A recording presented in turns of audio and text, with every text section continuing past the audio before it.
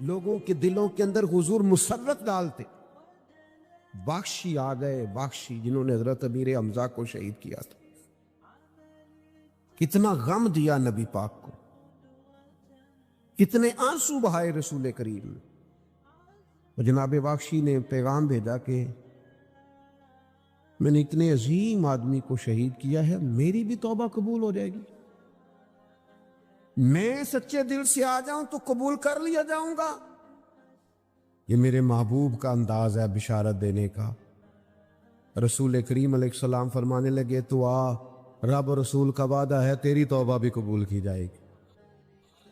دو لوگ بیٹھے تھے نا حرم مکہ میں. ایک صاحب کہہ رہے تھے کہ میرے اوپر بدر میں جو قتل ہو گئے کفار، ان کا ذکر چل رہا تھا، تو دونوں گفتگو کر رہے تھے بدر میں ہمارے اتنے لوگ مسلمانوں نے مار دیے. تو ایک ان میں کہنے لگے کہ اگر میرے اوپر قرض نہ ہوتا اور میرے چھوٹے چھوٹے بچے نہ ہوتے تو میں تو تلوار لے کے جاتا اور مدینہ شریف جا کے معاذ اللہ بدلہ لے آتا. دوسرا کہنے لگا میں دیتا ہوں نا تیرے بچوں کا خرچہ بھی اور میں تیرا قرضہ بھی اتارتا ہوں، تو جا. اس نے کہا پکی بات ہے؟ کہا ہاں، قرضہ بھی میں اتار دوں گا، تیرے بچوں کا خرچ بھی اٹھاؤں گا، تو جا. اس نے خنجر تیار کیا، تلوار تیار کی، گھوڑے پہ بیٹھا، گلے میں وہ تلوار اس نے اپنے ڈالی اور مدینہ شریف آ گیا. اتفاق کی بات یہ کہ ملاقات حضرت عمر سے ہوئی. جناب عمر کہنے لگے مجھے تیری نیت ٹھیک نہیں لگتی. پکڑا کدھر آئے ہو؟ کہنے لگا میں تو بدر کے قیدیوں کے بارے میں بات کرنے ہیں. فرمایا تلوار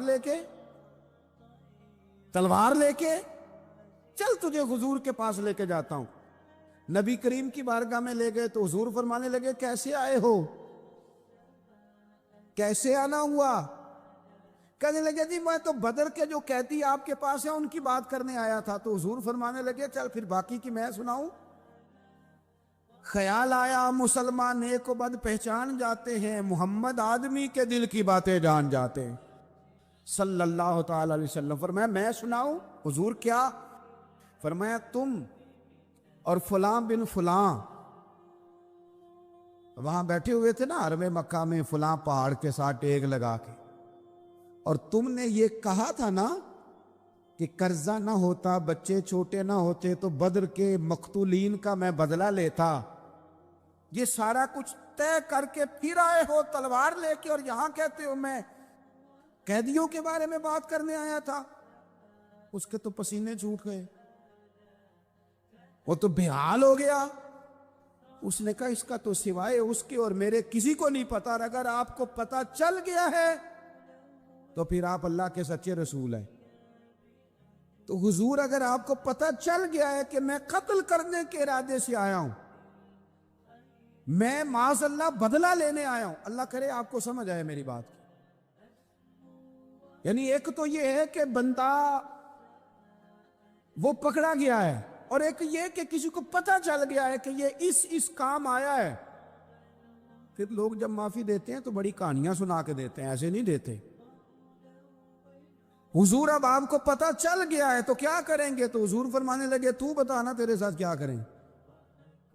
اس نے کہا کہ میں نے سنا ہے آپ معاف بڑا کر دیتے ہیں. یعنی یہ گھر سے کو پیار کرنے نہیں آیا، پھولوں کا گلدستہ لے کے نہیں آیا، تلوار لے کے آیا.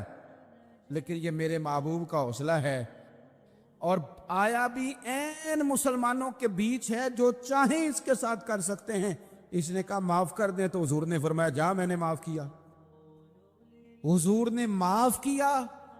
وہ کہتا حضور معاف کر رہے تھے اور رب میرے دل میں ایمان کو تازگی عطا فرما رہا تھا. حضور نے معاف کیا اور میں نے کلمہ پڑھنا شروع کر دیا. معافی دیں، جب کوئی معافی کا مطالبہ کرے تو اسے معافی. سب سے مشکل کام ہوتا ہے لمبی لسٹ والے دشمن کو معاف کرنا. لسٹ جس کی لمبی ہو نا غلطیوں کی، ایک آدھ غلطی تو معافی ہو جاتی ہے. کچھ لوگوں کی لسٹ بھی بڑے کچھ عادی مجرم بھی ہوتے ہیں، لسٹ لمبی ہوتی ہے، ان کو معافی دینا بھی تھوڑا سا مشکل ہوتا ہے. لیکن کمال بھی یہ ہے کہ جس کی لسٹ لمبی ہو اسے یک جنبش قلم بندہ معاف کر دے. کو چھٹی ہو گئی، جا تجھے معاف کیا. اور یہ ہمیں کیوں کرنا چاہیے کہ میرا رب بھی ایسے کرتا ہے، میرا رب بھی ایسے وہ گنواتا تو نہیں نا. یہ بھی کیا، یہ بھی کیا، یہ بھی کیا۔ حضور فرماتے ہیں، ذرا سننا حدیث، حضور فرماتے ہیں کچھ لوگوں پہ اللہ کرم کی چادر ڈال کے نا قیامت والے دن، یہاں بھی اس نے پردہ رکھا تھا تو وہاں بھی کرم کی چادر ان پہ ڈلے گی، تو اللہ فرمائے گا یہ گناہ کیے تو چھوٹے چھوٹے گناہ اس کے گنوائے جائیں گے، یہ اب وہ ڈرے گا، چونکہ پتہ تے سارا ہے نا سردار نو کیتی آندا، اب وہ ڈرے گا، چھوٹے چھوٹے گناہ اس کے گنو، تو اس کا خیال ہے بڑے بڑے بھی نہ سامنے آ جائے، چھوٹی چھوٹی غلطیاں اس کی گنوائی جا رہی ہیں، جو ڈر رہا ہے، کانپ رہا ہے۔ قربان جائیں نبی پاک کے لفظوں، کچھ گلاں اجیاں نے قرآن پاک وچ، اجیاں نے یہ نا میری دادی کہا کرتی تھی، میری اماں کہا کرتی تھی، اے کچھ کام اجے نے، کچھ گلاں اجیاں نے جو تے دل کردا ہے صفحہ بند ہو جانا ہے تے معافی ہو جانی، یعنی ختم ہے یہ بات، اس سے آگے کسی نے سوال پوچھنا ہی نہیں۔ چھوٹے چھوٹے گناہوں کا اللہ تذکرہ فرمائے، یہ کیا یہ کیا یہ کیا، یا اللہ ہو گیا، اب بندہ ڈر رہا ہے کہ بڑے بڑے بھی سامنے آ جائیں گے، لیکن چھوٹے گناہوں پہ ہی فل سٹاپ لگا کے نا، تو رب فرمائے گا یہ جو تیرے گناہ ہیں نا اس کے بدلے تجھے نیکیاں دی جا رہی ہیں، تو نے سچی توبہ کی تھی تو ان گناہوں کو بدل کے نیکیاں بنایا جا رہی ہے۔ پہلے ڈر رہا تھا، حضور فرماتے ہیں، اب فٹافٹ بول پڑا، کہنے لگا یا اللہ میں نے تو بڑے بڑے بھی کیے ہیں، یعنی اگر چھوٹوں کی نیکیاں بن گئی ہے تو وہ پاپ کدھر ہیں، بڑے بڑے وہ میرے کدھر ہیں۔ کریم یہ بات کر رہے ہیں اور صحابہ رو رہے ہیں، میں نے تو بڑے بڑے بھی کیے ہیں، بڑے بڑے کدھر ہیں۔ اللہ تعالیٰ بندوں کو معاف فرماتا ہے، رب اپنے بندوں کو وہ معاف کرتا ہے۔ اگر اللہ معاف نہ کرے تو جتنے جرم ہمارے رب کو ہمارا پتہ ہے، بتاؤ سویرے روٹی ملے، سانس ملے، شعور قائم رہے، جب مالک اتنا معاف کرتا ہے تو ہم اس کے بندوں کو کیوں نہیں معاف کرتے؟ کر دے معاف۔ پکے لوگ کھڑے تھے، پکے دشمن کھڑے تھے فتح مکہ کے دن حضور کے سامنے، اور کچھ لوگ ایسے ہوتے ہیں جن سے امید نہیں ہوتی، اپنے ہوتے ہیں کہ یہ والا جملہ، اور بندہ کہتا ہے یار تجھے تو نہیں نہ کہنا چاہیے تھا، کوئی اور کہتا مجھے، کہتے ہیں، یہ نہ سمجھیں کہ لوگ کہتے نہیں، کہنے والے، یہ بات ہی آپ چھوڑ دیں کہ کوئی آپ کو کچھ کہے گا نہیں، یہ چھوڑ دیں۔ مخلوق تو اس طرح کی بات ڈھونڈ کے لاتی ہے کہ انسان پریشان ہو جاتا ہے کہ یار میں یہ کر سکتا تھا، میں نے کیا نہیں، اور جو میں نے کیا نہیں وہ تو نے میرے کھاتے ڈال دیا ہے۔ ایسے لوگ سامنے کھڑے ہو گئے فتح مکہ کے دن کہ جن کے چہروں سے ان کی زیادتیاں عیاں ہو رہی، ان کے ظلم چھلک رہے تھے چہروں سے، حضور کے سامنے کھڑے ہیں، کانٹے بچھانے والے بھی، روڑے مارنے والے بھی، گلے میں رسیاں ڈال، سارے کھڑے ہیں۔ حضور نے فرمایا بتاؤ تمہارے ساتھ کیا سلوک کروں؟ انہوں نے کہا آپ کریم ہیں، تو حضور نے پتہ کیا کہا؟ قرآن پاک میں ایک سورہ یوسف ہے، کچھ لوگوں کو لفظ قصہ بھی بڑا برا لگتا ہے، تو اللہ فرماتے ہیں نحن نقص علیک احسن القصص، محبوب ہم آپ کو ایک سونا قصہ سنانے لگے ہیں۔ اس کو اللہ نے قصہ کہا، سونا قصہ، سورہ یوسف کو۔ تو سورہ یوسف کیا ہے بھلا؟ ذرا انداز دیکھیے سورہ یوسف کا۔ پہلے حضرت یوسف لاڈلے ہیں باپ کے،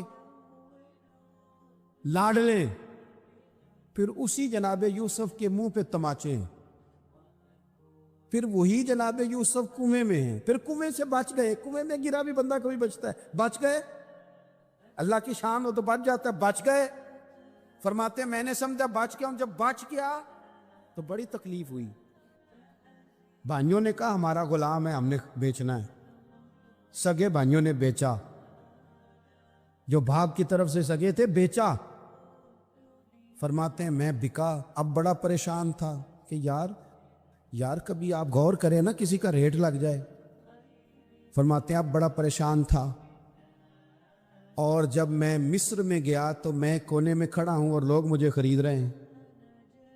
محبت میں یہ قصہ سنانا تو آسان ہے کہ بی بی اٹی لے کے آ گئی تھی، پر جو بیکرا ہے اس کا بھی تو حال دیکھو نا کیا ہے، اس کا ریٹ لگ رہا ہے۔ یہ بھی تو بڑی. اور جناب یوسف کہتے ہیں پھر عزیز مصر نے خرید لیا تو بادشاہ کے گھر گیا تو کچھ سکھ کا سانس آیا. یہ حضرت یوسف ہیں, یہ لاڈلے ہیں. فرماتے ہیں سکھ کا سانس لیا ہی تھا کہ جناب زلیخا نے الزام لگایا, اور وہ غلطی معاذ اللہ جس کا تصور بھی نہیں, اس کی پاداش میں سالوں جیل کاٹا. لیکن خدا کی حکمت ہے نا, اللہ کا کرم ہے نا, جس ملک کے وہ قیدی تھے رب نے اسی ملک کا حکمران بھی بنا دیا. یہ اللہ کی حکمت ہے نا, تقاضے ہیں نا. صبح کے تخت نشین شام کے مجرم ٹھہرے, ہم نے پل بھر میں نصیبوں کو بدلتے دیکھا. وہ جو چاہے جب چاہے کر دے. تو جب وہی بھائی مجبور ہو کر سوالی بن کر سامنے آئے ہیں, پتہ کیا ہوتا ہے, بندہ معاف کر دیتا ہے. بہت سارے لوگ معاف کرتے ہیں پر کہانیاں سنا کے, پتہ جنا ادو کی آکھیا ساجے, پتہ جنا ادو کی کیتا ساجے, پھر پتہ جنا تسی اے بھی آندے سو. یہ ساری کہانیاں سنا کے. لیکن حضرت یوسف کے سامنے کھڑے ہو گئے. جناب یوسف نے بات چھیڑی کوئی نہیں, فرمایا تم سے بات ہی کوئی کرنی, جاؤ تمہیں سارا کچھ معاف کیا. اب جب یہ لوگ مکے والے حضور کے سامنے کھڑے, اس طرح معافی دینی چاہیے. یہ جب سامنے کھڑے ہوئے تو حضور نے فرمایا پتہ ہے تمہارے ساتھ کیا سلوک کرنے والا ہوں؟ کہا حضور نہیں. فرمایا وہی جو جناب یوسف نے بھائیوں کے ساتھ کیا تھا. پچھلا صفحہ پلٹنا ہی کوئی نہیں, جاؤ تمہیں معاف کیا, جاؤ تمہیں معاف کیا, جاؤ تمہیں معاف کیا. اور صرف معاف نہیں کیا, ساتھ عزت بھی دی. سب سے زیادہ مقابلے تو حضرت ابو سفیان نے کیے تھے نا, آخر تک وہ آئے تھے. آج وہ کلمہ پڑھ رہے ہیں, سردار ہیں, کلمہ پڑھ رہے ہیں, تو نبی پاک نے صرف معافی نہیں دی, عزت بھی دی. فرمایا جناب ابو سفیان چونکہ اب مسلمان ہو گئے ہیں, میں سب کو معاف کرتا ہوں, جو اپنا اندر سے دروازہ بند کر لے اسے بھی معاف کرتا ہوں, اور جو ابو سفیان کی حویلی میں آ جائے اسے بھی معاف کر دوں گا. تو ابو سفیان وہ کہتے ہیں میں حیران ہی ہو گیا کہ اتنی بڑی بات, معافی بھی دی اور ساتھ عزت بھی دی. تو آج جو سبق آپ کی خدمت میں نے عرض کیا ہے, اس کو آپ امید ہے یاد رکھیں گے. ایک تو یہ کہ معافی مانگ لیں. اگر کسی جگہ ہمارا معافی مانگنا اگر ہم سمجھتے ہیں, ہمارا دل ضمیر گواہی دیتا ہے کہ مجھے معافی مانگنی چاہیے, تو معافی مانگیں.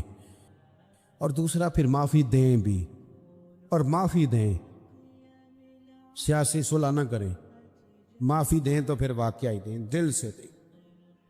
اسلامی تعلیمات کے اندر دو قسم کے حقوق اللہ تعالیٰ نے انسان کے ذمے لگائے ہیں. ایک حقوق اللہ ہیں اور ایک حقوق العباد ہیں. حقوق اللہ بھی بڑی ضروری ہیں. بعض لوگ حقوق العباد کی بات کرتے کرتے حقوق اللہ کا معاملہ انتہائی سادہ کر دیتے ہیں. وہ بھی بڑے ضروری ہیں. یعنی کیوں بندہ فارغ بیٹھا ہے اور بیٹھے بیٹھے اس نے بلا وجہ کیوں نماز چھوڑ دی؟ اسے کوئی مصروفیت نہیں تھی, کیوں اس نے نماز کا ترک کیا؟ ڈھیر سارے جوانوں کو میں دیکھتا ہوں کوئی خاص کام نہیں ہے, لیکن اس کے باوجود وہ جماعت کے ساتھ نماز ادا نہیں کرتے. تو عرض کرنے کا مقصد یہ ہے کہ کیوں نہیں جماعت کے ساتھ نماز پڑھی جا رہی؟ قرآن مجید نے کہا کہ وَرْكَعُوا مَعَ الرَّاكِعِينَ, رکوع کرنے والوں کے ساتھ کرو. بلا وجہ لوگ زکوٰۃ کے معاملے میں حیل و حجت سے کیوں کام لیتے ہیں؟ جب زکوٰۃ ضروری ہے تو اسے ادا کرنا چاہیے. اسی طرح بہت سارے لوگ ہیں جو مالی وسعت کے باوجود حج کے لیے حاضری نہیں دیتے, تو انہیں جانا چاہیے. حقوق اللہ کا جو معاملہ ہے اس میں بھی کوئی کمزوری دکھانے کی, مثلا میں کہتا ہوں کہ مجبوری کیا تھی؟ سحری کے لیے رمضان شریف میں جن لوگوں کو اٹھنا ہوتا ہے وہ اٹھتے ہیں کہ نہیں اٹھتے؟ تو اسی طرح روٹین میں بھی اگر ہم نماز کی طرف توجہ کریں, ایک بڑا طبقہ ہے جو نماز کی طرف توجہ نہیں کرتا. حقوق اللہ کا معاملہ میں دیکھتا ہوں کہ ہم ٹائم نکال کے دوستوں کے پاس جاتے ہیں, وقت نکال کے اپنے ماں باپ کو, اپنے احباب کو, رشتہ داروں کو ٹائم دیتے ہیں. کیوں ٹائم نہیں نکلتا نفل پڑھنے کے لیے؟ ہمیں اپنی ضرورت کی چیزیں سیکھنی پڑتی ہیں, تو کیوں ٹائم نہیں ہمارے پاس تلاوت کلام پاک کے لیے؟ اللہ تبارک و تعالیٰ کی بارگاہ کی حاضری کا ذوق بنائیں۔ دوسرا معاملہ ہوتا ہے حقوق العباد کا۔ یہ شریعت اسلامیہ میں انتہائی نازک مسئلہ ہے۔ انسان معاشرتی طور پر بہت سارے لوگوں سے وقت گزارتا ہے، اٹھتا بیٹھتا ہے۔ کچھ لوگ ایسے ہوتے ہیں جن کے حقوق اس کے ذمہ زیادہ ہوتے ہیں، کچھ کے کم ہوتے ہیں۔ جیسے ماں باپ کے حقوق زیادہ ہیں نسبتاً، چچا کے ماموں کے حقوق اس سے کم ہیں نسبتاً، اساتذہ کے مشائخ کے حقوق اس درجے کے نہیں جس درجے کے ماں باپ کے حقوق ہیں۔ ہمارے ہاں بہن بھائیوں کے حقوق نسبتاً زیادہ ہوتے ہیں، دوست احباب کے حقوق اس سے کم ہوتے ہیں، لیکن بہرحال ایک دوسرے کا حق ہمارے ذمے آتا ہے۔ اچھا، پھر اللہ تعالیٰ نے اپنے فضل سے ایک تقسیم بنائی ہے کہ کسی کو فیکٹری کا مالک بنا دیا ہے، کسی کو مزدور بنا دیا، کسی کو ادارے کا پرنسپل بنا دیا ہے، کسی کو استاد بنا دیا ہے، کسی کو اللہ تبارک و تعالیٰ نے کسی مقام پہ مینیجر بنایا ہے اور کسی کو اسی ادارے میں چوکیدار بنایا۔ یہ تقسیم ہو گئی۔ اب اس میں نزاکت پیدا ہو جاتی ہے کہ جو مالک ہے اس نے زیادہ خیال رکھنا ہے مزدور کا، اپنے ورکر کا، اپنے ملازم کا، چوکیدار کا، اس نے زیادہ خیال رکھنا ہے۔ ہوتا یہ ہے کہ ہم جتنے زیادہ بڑے ہوتے جاتے ہیں اتنے زیادہ آرام پسند ہوتے جاتے ہیں۔ ہمارا یہ خیال ہوتا ہے کہ حق تو صرف ملازم کا ہے کہ وہ ہمارا خیال رکھے، حق تو صرف مرید کا ہے وہ پیر صاحب کے لیے ہر طرح کا ادب بجا لائے، حق تو صرف شاگرد کا ہے۔ حالانکہ جو آدمی جتنا بڑا جاتا ہے اس کی نظر اتنی زیادہ وسیع ہونی چاہیے اور اس کو زیادہ نزاکت کے ساتھ چیزوں کو سمجھنا چاہیے۔ اگر آپ کا دعویٰ ہے کہ مجھے اللہ نے بڑائی دی ہے اور میں کچھ لوگوں پر اللہ نے مجھے حاکم بنایا ہے، تو پھر زیادہ انسان کے دل میں، ذہن میں وسعت ہونی چاہیے اور زیادہ باریکی۔ چلیں، یہ زیادہ ضروری نہیں کہ آپ سب لوگوں کو مطمئن کر سکیں، اطمینان ان کے دلوں کو پہنچانا یہ ضروری نہیں، چونکہ ڈیمانڈ مختلف ہوتی ہے نا ہر آدمی کی۔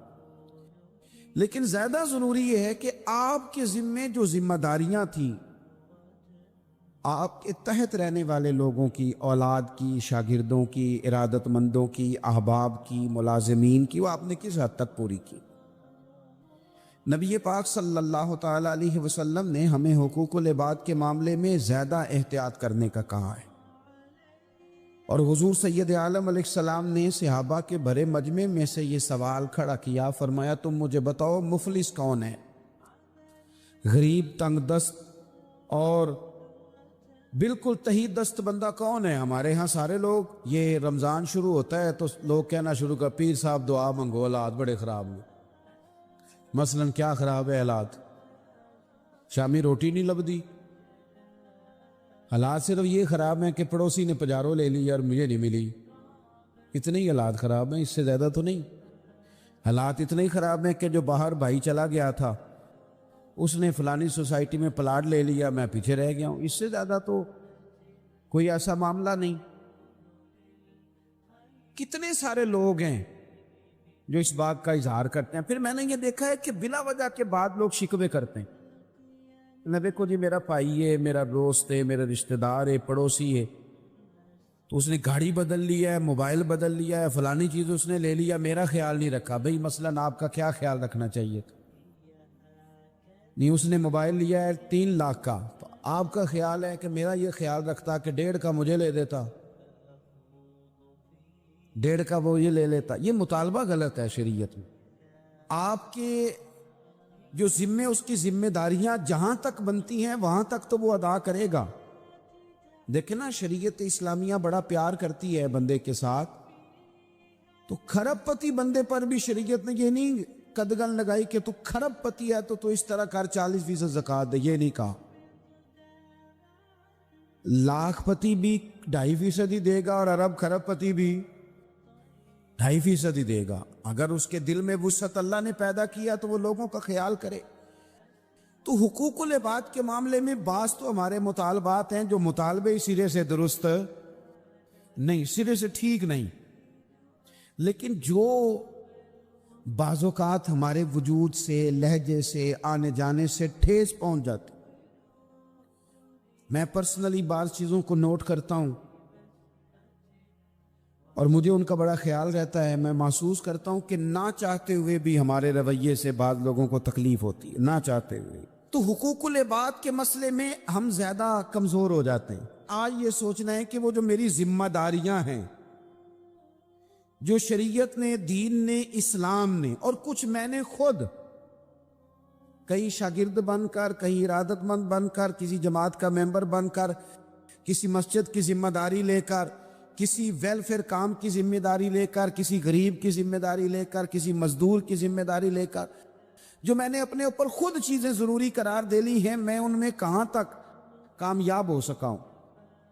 اپنی ذمہ داریوں کا حضرت معاویہ بن خدیج رضی اللہ تعالیٰ عنہ ایک صحابی ہیں، وہ فرماتے ہیں کہ مجھے حضرت عمر نے کہیں بھیجا تھا جہاد کے لیے، تو میں وہ کامیابی کی خبر لے کر دوپہر کو لوٹا. تو عرب شریف کے اندر چونکہ گرمی زیادہ ہوتی ہے، میں نے مناسب نہیں سمجھا کہ میں حضرت عمر کو دوپہر کو جگا کے خبر دوں کہ حضور بے فکر ہو جائیں، اللہ نے کامیابی دے دی. میں نے شام ہونے کا انتظار کیا. یہ ان کے اچھے اخلاق کی علامت. اعلیٰ ظرفی کی بات بتا رہے ہیں، کہتے میں نے شام ہونے کا انتظار کیا. مغرب کے وقت یا عصر کے وقت میری ملاقات ہوئی تو میں نے حضرت عمر سے کہا کہ حضور الحمدللہ اللہ نے کامیابی دے دی. جس مہم پہ آپ نے بھیجا تھا وہ اللہ کے فضل سے اس مہم سے کامیابی ہو گئی. تو حضرت عمر فرمانے لگے دیر سے کیوں آئے؟ مجھے تو امید تھی کہ تم سرے دوپہر آ جاؤ گے. میں نے کہا حضور میں دوپہر کو ہی گیا تھا، دوپہر کو ہی گیا تھا، پر سوچا کہ آپ آرام میں ہوں گے. کیا جواب ہے، اور کیا اس جواب کے اندر بہت سارے لوگوں کی ترجمانی ہے. حضرت عمر فرمانے لگے آرام کرتا تھا میں، پر وہ دور گزر گیا. اب تم دوپہر کی بات کرتے ہو، اب تو رات کو بھی کم ملتا ہے. وہ تھا ایک دور. اب جب اپنے ذمے خود ذمہ داریاں زیادہ لے لی، اب کیا پتا کہ کوئی کہاں سے چل پڑا ہے تجھے ملنے کو. وہ دور گزر گیا جب تو سوتا تھا، من چاہی زندگی بتاتا تھا. اب تو نے خود یہ فیصلہ کیا ہے. اب تو میں بھائی تم دوپہر کی بات کرتے ہو، میں تو رات کو بھی گشت کرتا ہوں کہ کوئی ضرورت مند تو نہیں، کوئی حاجت مند تو نہیں. تو جو ہمارے ذمہ داریاں ہیں ان میں نازک حد تک امام بہقی روایت لائے ہیں. ایک صحابی تھے جو حضور کو ہنسایا کرتے تھے، حضور کو ہنساتے تھے، نبی پاک کو بڑے پیارے تھے. اس طرح کے بھی کچھ بندے ہونے چاہیے، اس طرح کے بھی کچھ بندے. صحابہ کرام علیہم رضوان فرماتے ہیں جب حضور غم امت میں پریشان ہوتے تھے تو ہم منتظر ہوتے تھے کہ کبھی وہ ہنسانے والا آج آ جائے نا، دو چار باتیں ایسی کر جائے نا ہنسانے والی، تو معاملہ ٹھیک ہو جائے. کچھ لوگ ایسے ہوتے ہیں جن کو دیکھ کے ہی چہرے پر تازگی آ جاتی، مثل تعویذ ہوتے ہیں نا کچھ لوگ، وہ جب بھی ملتے ہیں شفا ہوتی ہے.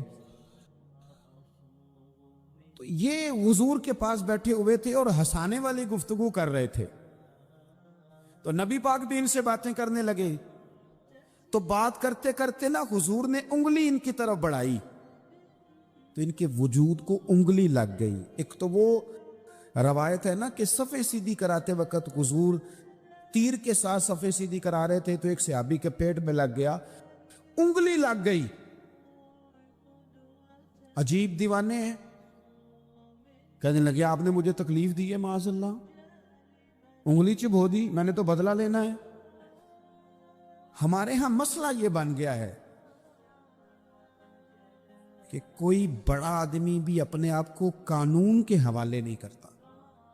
ملک سے لے کر امت مسلمہ کے کل مسائل تک ہمارے ملک کے اندر ہر بندہ اس کا مزاج ہوتا ہے کہ وہ اپنے آپ کو قانون سے پہلا تر سمجھتا ہے. لائن میں لگنا لوگ پسند نہیں کرتے. یہ ایک بہت بڑا مسئلہ ہے. حضور صلی اللہ علیہ وسلم کی انگلی لگ گئی تو کہنے لگے آپ نے تو مجھے تکلیف دی ہے، میں تو بدلہ لوں گا. تو حضور نے فرمایا لے لے بدلہ. اپنے آپ کو قانون کے حوالے بڑا آدمی جب کرتا ہے تو قانون کی عزت بڑھتی ہے، قانون کا وقار بڑھتا ہے، سوسائٹی کے اندر پھر طاقتور قانون ہو جاتا ہے۔ لیکن جب غریب آدمی کے لیے قانون اور ہو اور امیر کے لیے قانون اور ہو، تو اصل معاملہ تو قانون کی بالادستی کا ہے، آئین کی پاسداری کا ہے، اصولوں پہ کھڑے ہونے کا ہے۔ تو نبی پاک صلی اللہ تعالی علیہ وسلم سے کہا کہ میں، حضور نے فرمایا لے لو بدلہ، یہ حقوق العباد کی نزاکت عرض کر رہا ہوں، لے لو بدلہ۔ انہوں نے کہا جی پیٹ سے کپڑا ہٹائیے، تو حضور نے پیٹ سے کپڑا ہٹا دیا۔ تو بڑے دیوانے آدمی تھے، انہوں نے امت کو بتانا تھا کہ کچھ اس طرح کے رنگ بھی ہوتے ہیں محبت کرنے کے لیے، الٹی ہی چال چلتے ہیں دیوان گانے عشق، آنکھوں کو بات کرتے ہیں دیدار کے لیے۔ اس طرح بھی کبھی کبھی ہوتا ہے۔ کپڑا حضور نے ہٹایا تو انہوں نے نبی پاک کے جسم دور کو چومنا شروع کر، کہنے لگے دن بڑے ہو گئے تھے، موقع نہیں کو بن رہا تھا، تو چلو یہ ایک موقع ملا ہے، حضور آپ کو کسی کے ساتھ زیادتی کر سکتے ہیں، تو میں تو موقع تلاش کر رہا تھا، اور میرے بھائی نماز کا بھی موقع تلاش کرتے تھے صحابہ، جہاد کا بھی موقع ڈھونڈتے تھے، پر محبوب سے محبت کا بھی موقع ڈھونڈتے تھے۔ اور آخری بات یہ کہ جس طرح ہم نے لوگوں سے معافی لینی ہے اور معافی دینی ہے، اسی طرح جہاں ہم سے شرعی قباحتیں ہوئی ہیں، اخلاقی کمزوریاں ہوئی ہیں، ایک بات تو اچھی طرح سمجھ لیں کہ نفل پڑھنے سے حقوق العباد نہیں معاف ہوتے، وہ بندے سے معافی مانگنے سے ہی ہوتے۔ ساری رات کو بندہ تسبیح پڑھے اور کہے کہ میں نے اماں کی نافرمانی کیا تو معافی ہو جائے گی، نہیں، وہ اماں ہی معاف کرے گی تو معافی ہوگی، وہ ابا ہی معاف کرے گا تو پھر ہی معافی ہوگی۔ تو جو جہاں شریعت کی مخالفت کی ہے وہاں بھی معافی مانگیں، اللہ کے حضور گڑ گڑائیں، توبہ کریں، اور توبہ بدل جانے والی کریں، تبدیل ہو جانے والی توبہ کریں، معافی مانگ بھی لے، معافی دے بھی دے۔ اور آپ سے یہ بھی گزارش کروں گا کہ جہاں اللہ رسول کی ہم سے نافرمانی ہوئی ہے وہاں تنہائی میں 2 نفل پڑھ کے، تنہائی میں اللہ تعالیٰ سے بھی معافی کے خواستگار ہوں۔ یاد رکھیں جب اس کی خفیہ تدبیر آ گئی تو پھر معافی کا وقت ہو سکتا ہے خدا نہ کرے ہمیں نہ مل سکے، تو اب وقت ہے، خوب استغفار کریں، خوب معافی مانگیں۔ مایوسی نہیں ہے یہاں اس گھر میں کسی کے لیے، مایوسی کیوں کچی باتیں کرتے ہیں بھائی، کیوں کمزور بات کرتے ہیں؟ او جی مجھے یہ زیادہ ڈپریشن کب پھیلتا ہے، یہ زیادہ انزائٹی کب ہوتی ہے لوگوں کو؟ کہتے ہیں جی میں ہی ناکام کیوں ہوں، فلانا آگے نکل گیا، میں ہی پیچھے کیوں رہ گیا ہوں؟ تو میں کہتا ہوں مثلاً آپ کیا پیچھے رہ گئے؟ آپ کا قد کاٹ ہے، آنکھیں ٹھیک ہیں، ہاتھ ٹھیک ہیں، پیر ٹھیک ہیں، قد سب کے حساب سے بڑا ہوا ہے، گھر آپ سوچتے ہیں پیچھے آگے پیچھے جانے کا کیا مطلب سمجھتے ہیں آپ کے؟ پیسے ہوں تو بندہ آگے جاتا ہے۔ کتنے پیسے تھے سیدنا بلال کے پاس بتاؤ؟ آپ نے غلط جگہ کو ترقی کا نام دیا ہے۔ میں آپ کو سینکڑوں، لاکھوں اور ہزاروں لوگ بتا سکتا ہوں جن کو پیسے گننے کا وقت نہیں ہے، لیکن سکون بھی زندگی میں کوئی نہیں، اطمینان قلبی بھی کوئی نہیں۔ اس چیز کا نام میرے دوستو آپ نے سکون رکھا ہے۔ اور آپ ایسے لوگوں سے ملے زندگی میں جن کے پاس پیسے ہیں، صحت نہیں، وہ کہتے ہیں کچھ سارے لے جائے بس میری طبیعت ٹھیک ہو جائے۔ پوچھا تھا نا حضرت بہلول دانا، پانی مانگا گرمیوں میں ہارون رشید نے، تو پانی کا پیالہ قریب کرنے لگے تو بادشاہ تھوڑی دیر پہلے بڑی باتیں کر رہا تھا کہ میں بادشاہ ہوں، تو حضرت بہلول دانا فرمانے لگے ایک بات تو بتا، اگر پوری سلطنت میں پانی نہ ملے تو کتنے کو دے دے گا تو؟ کہنے لگا جی آدھی سلطنت دے کے بھی پانی کا پیالہ لے لوں گا۔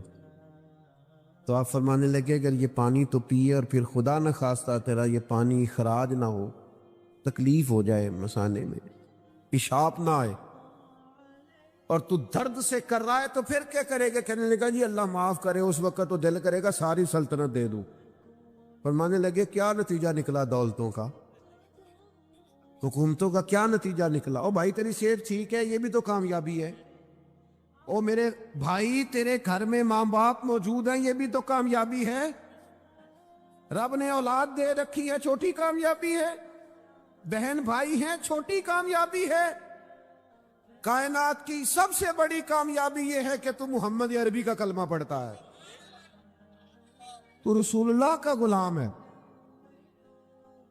آپ دنیا میں گھوم کے دیکھیں، پی ایچ ڈی کی ڈگری رکھتا ہے، دنیاوی طور پر اتنا پڑھا ہے اور پوری دنیا میں بزنس کرتا ہے،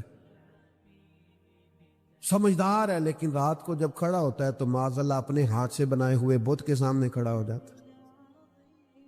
تو پہلے دن سے رب کو سجدے کر رہا ہے، اسے بہت بڑی سعادت سمجھ، یہ بہت بڑی دولت ہے، اسے سمجھ۔ لیکن وہ ہمارے بچے اللہ جانے کس مایوسی کا شکار ہیں، کس پریشانی کا شکار ہیں، کس کمزوری کا شکار ہیں۔ آپ ان کمزوریوں سے باہر آئیں۔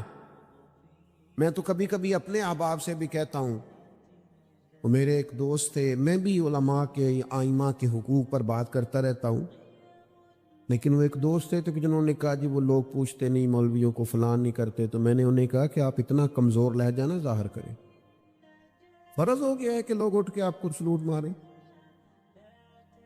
یہ دین کا طالب علم تو اتنی بڑی سعادت رکھتا ہے کہ ابھی اس نے ایک ڈگری بھی نہیں لئی، پہلے دن گھر سے نکلتا ہے تو حضور نے فرمایا فرشتے پیروں کے نیچے پر رکھ دیتے۔ تو جس کو پہلے دن اتنا پروٹوکول ہے وہ کچا کیسے پڑ گیا؟ اس نے یہ کیا کہا کہ فلانا مجھے سلوٹ نہیں کرتا، نہیں کو کرتا تو نہ کرے۔